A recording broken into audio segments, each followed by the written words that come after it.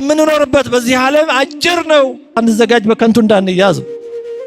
እነማን እንደተቀበሩ ከኛ በላይ ሀብታም፣ ባለጸጋ፣ ባለስልጣን፣ የተማሩ ወዘተርፈ የነበሩ የውዛ ብንሄድ ብንጠራቸው አይሰሙም። አፈር ተጭኗቸዋል። እኛም ከሆነ ጊዜ በኋላ እንደዛ እንሆናለን። አቤት ሁሉም ኃላፊ ነው። ትዳሩም ኃላፊ ነው። ስልጣኑም ኃላፊ ነው። ብልጽግናው ሀብቱም ኃላፊ ነው። ውበቱም ኃላፊ ነው። ምቾቱም ኃላፊ ነው። ደስታውም ኃላፊ ነው። ሐዘኑም ኃላፊ ነው። ዓለሙኒ ኃላፊ ፍትወቱኒ ኃላፊ እስመ ኩሉ ኃላፊ ውእቱ። ወንድሞቼ ይህን ዓለም አትውደዱ። ለምን? ኃላፊ ጠፊ ነው። ዓለሙ ምኞቱም ኃላፊ ነው። ያልፋል። ምንም ያልፋል። ሁሉም ያልፋል። የማያልፍ ምንም ነገር የለም። እስኪ የማያልፍ ነገር አቃለ እንዲህ የምትለው ራስህ ታልፋለህ።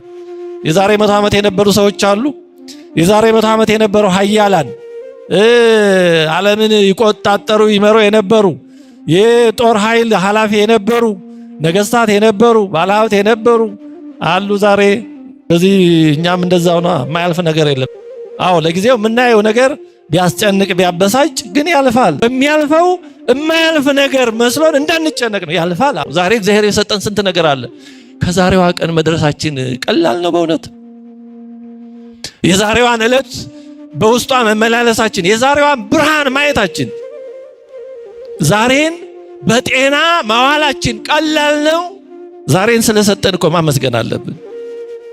እንደው ግማሽ እያጉረመረምን የምንከተለው አምላክ አይደለም እግዚአብሔር። የምር ነው። የእውነት ደግና ጥሩ ነው እግዚአብሔር። ስለዚህ ጭንቀት ችግር የሚያባብስ እንጂ ችግር የሚፈታ ስለሆነ አትጨነቁ ያለን። ስለዚህ ጭንቀት ችግሩን ያባብሳል እንጂ አይፈታውምና ነው። የሚጨነቅ ሰው ዋጋ ቢስ እንደሆነ ራሱን ወደ ማየት ይሄዳል። ምንም ኖርኩ አልኖርኩ ምን ትርጉም አለ ወደሚል ቀቢጸ ተስፋ ሁሉ ይወስዳል። የሚጨነቅ ሰው ተጨንቆ በቃ ሁሉ ነገር ጨለም ይልበታል። በቀኑ ይጨልምበታል።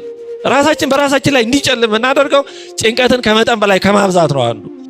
ለነገ አስበን መስራት ያለብንን እንስራ። ግን ነገ የሚሆነው ነገር ዛሬ ላንቀይረው። ስለ ነገ ዛሬ የምንጨነቅ ከሆነ ዛሬንም እናጣለን፣ ነገንም ደግሞ ስንደርስ ያው የሚሆነው ይሆናል።